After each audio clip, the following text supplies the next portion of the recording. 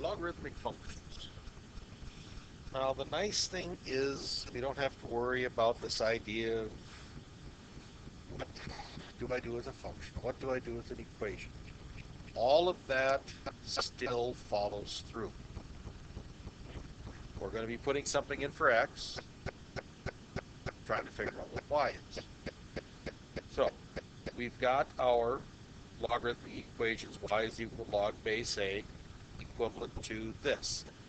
Now, I said this the other day that that is probably the most important piece of information that we have to have so that we can go back and forth between logarithmic and exponential form.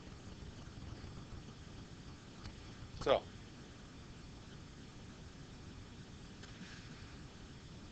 it's kind of an obvious notion, but if I have log base a m equal to log base a of n, then should not m and n be the same values? It's an obvious notion, but we need to state it so that we can make sure that we take care of it. So, let's take a look at what that means for something like this.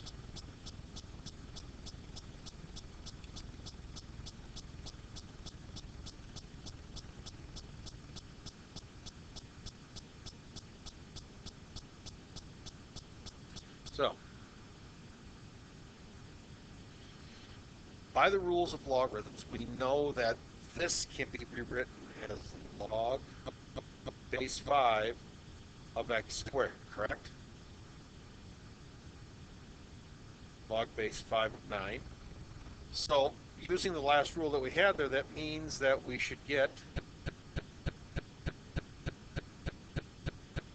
x squared is equal to 9. That means x is equal to 3. Yes? There we go. Now, what about negative 3? Is negative 3 legal? The thing that you have to keep in mind up here, a has to be greater than 0. A is not going to be equal to 1. Okay? And again, m, n, and a are going to be positive. And when I get down here, we've got to keep in mind our domain. So we've got to keep all these little ideas that are in our head. The domain is going to be greater than 0. So x cannot be negative. So it's extraneous, we discard it, we throw it out. That's why it's always important to double check and make sure you identify what your domain is. So, let's continue on. Let's try this one.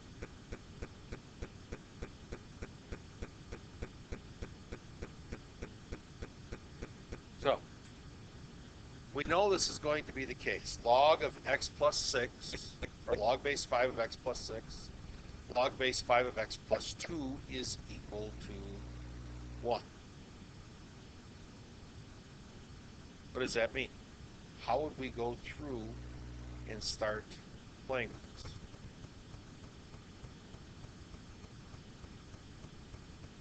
Can we disassemble this in some way? And what way would that be?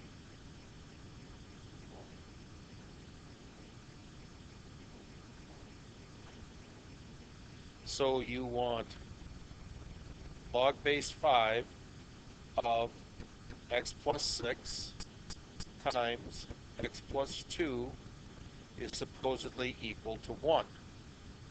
Okay? Now, equal to 1. Did we have a rule previously to this that log of this and that is equal to 1? Did we have one of those?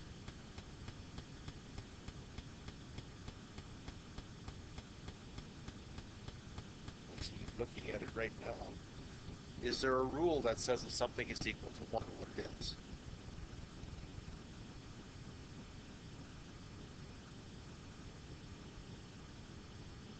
Let's go back up. Okay, here we go. Properties of logarithms. I look at this. Log base A of A is equal to 1. Does that help us out here? Well, if I know that this thing is supposed to be equal to 1 and I have a log base of 5, that means that I should really have log base 5 of 5 is equal to 1. So what does that tell me about this piece? It has to equal 5. So that means that we get x plus 6 times x plus 2 is supposed to be equal to 5. Can we go through and figure out what that's going to be now? Well, sure, we could go through and do that. I suppose the quick and easy way of doing it would be to try this. I mean, we could, quadratic, get it all that stuff there. But why don't we use the tools that we have at our disposal? So I want parentheses, x plus 6, close it, open it, x plus 2, close it, go down here, 5, graph. Okay, we got a quad, we knew that was coming. So, x is equal to what?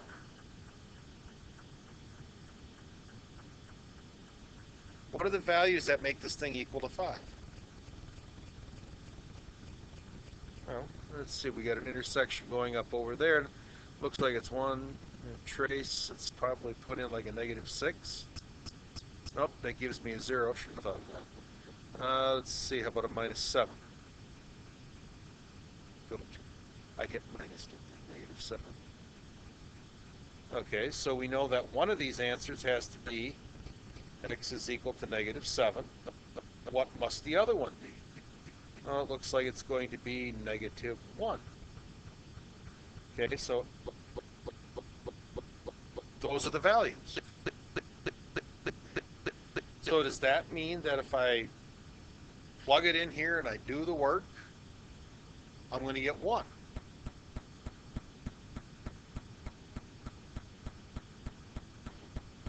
Let's go back down.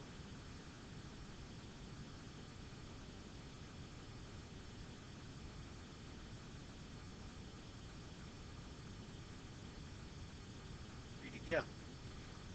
Only x is equal to -1 satisfies the restriction that x has to be greater than or -2.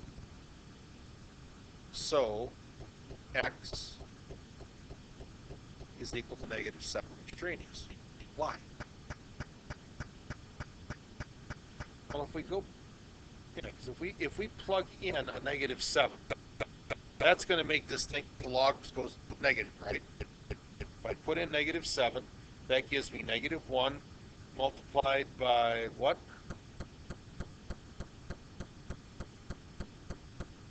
-5, correct?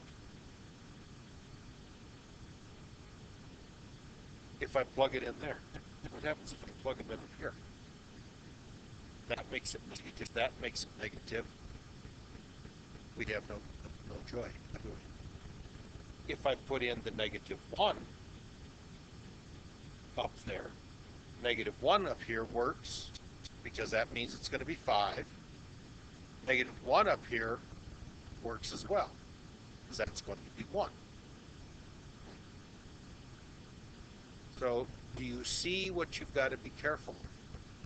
You're not going to be taking the log of negative numbers. It's just not going to be one of those things that you got to consider. So keep that in mind. Let's see. Let's try this one.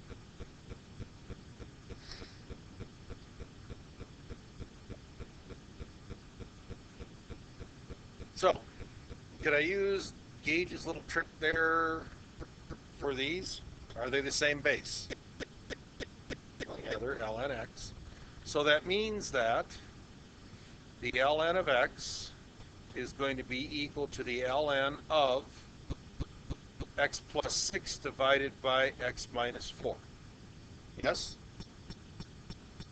Since they're log both sides, does that mean that x is equal to x plus 6 over x minus 4?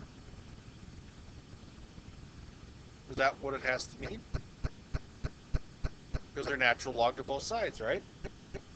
So we have to have our equality here.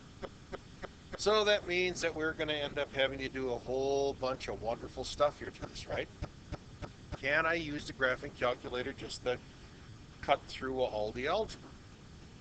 By now you should be able to figure out that if I go and put in, let's put 6, insert division,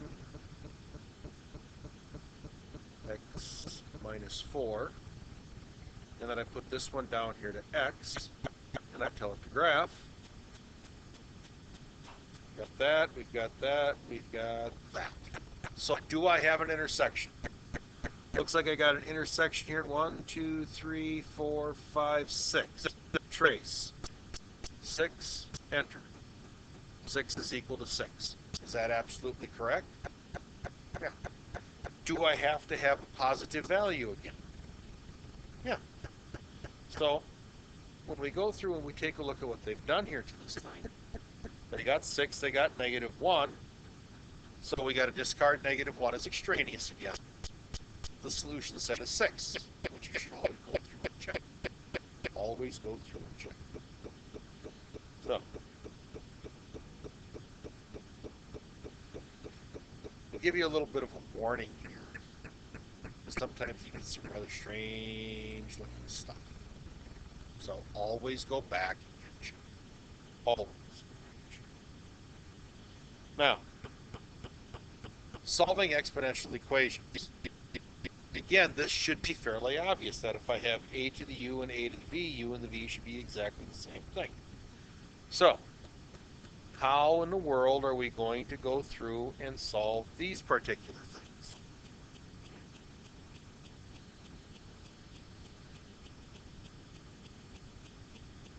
So I've got 2x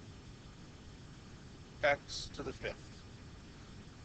Well, I could go through and use, my graphing calculator to see where they intersect, right?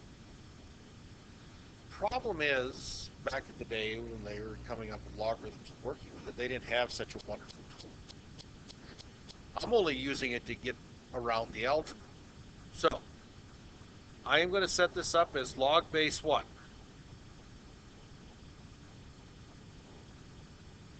Of 5 is going to be equal to x.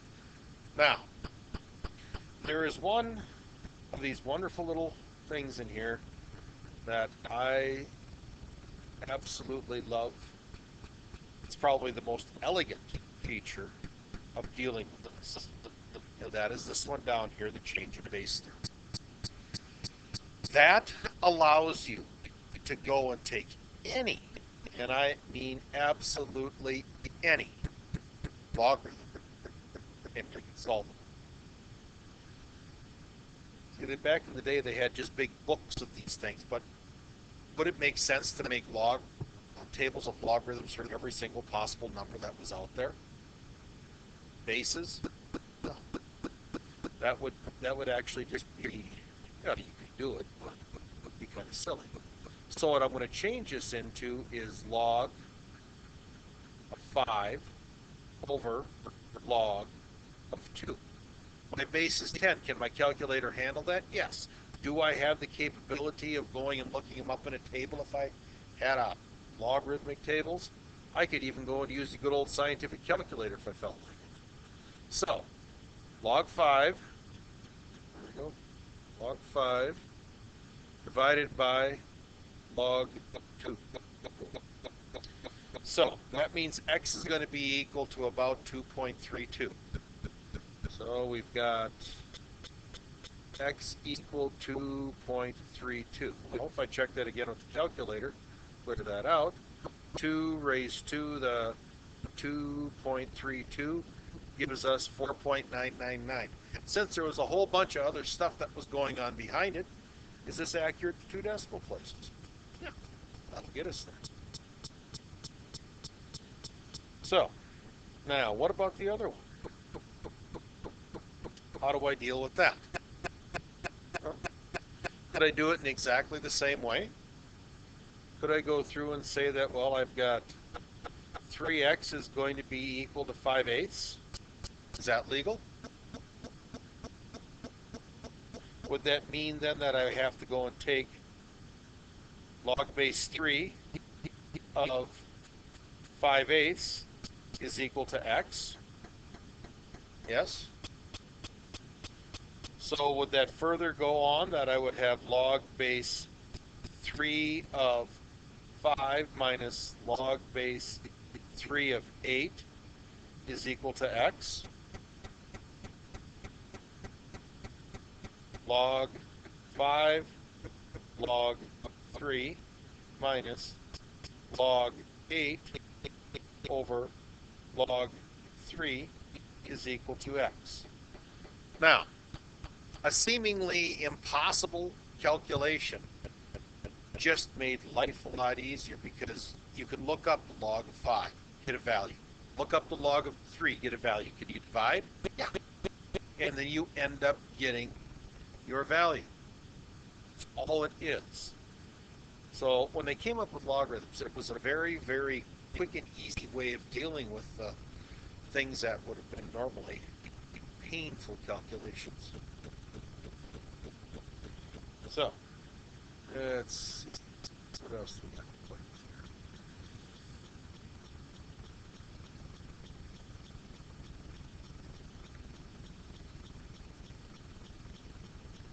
Let's see.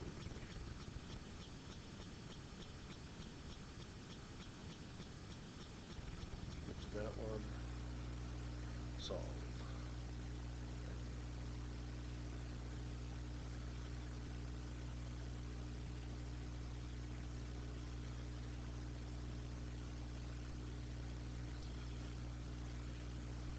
Now, this one even looks uglier, doesn't it? Yeah, you can graph it out and see where it goes.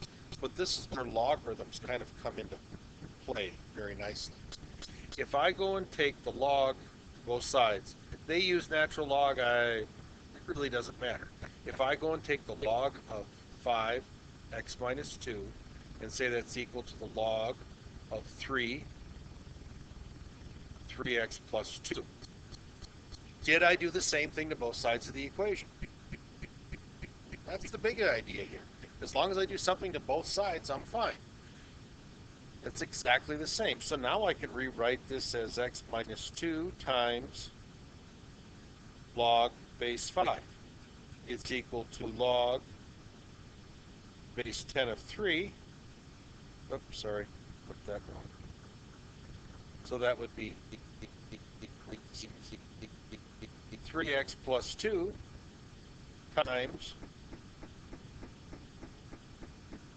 log of 3. Makes life easier, doesn't it? Again, I can look up the values, multiply through, and it's just a simple algebraic problem.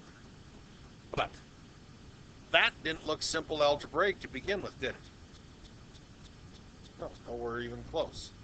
And the thing is, you could even just leave the log base 5 and log base 3 all alone and get x to one side, get all the values to another side, and then you can calculate it out from there. Because odds are log base 10 of 5 is going to be some ugly looking number, right? Likewise with log base 3. So they used natural log and it really didn't matter to them, did it? All it did is once we got down past this point, it's just going to be algebra. Nothing to be scared of. You'll also notice that there are many ways of dealing with this. I did the log, they did natural log. They used the distributive property. You know, I could have divided both sides, made some wonky fractions with it. You can do a lot of things. So, likewise here in this one. This gets a little on the trickier side.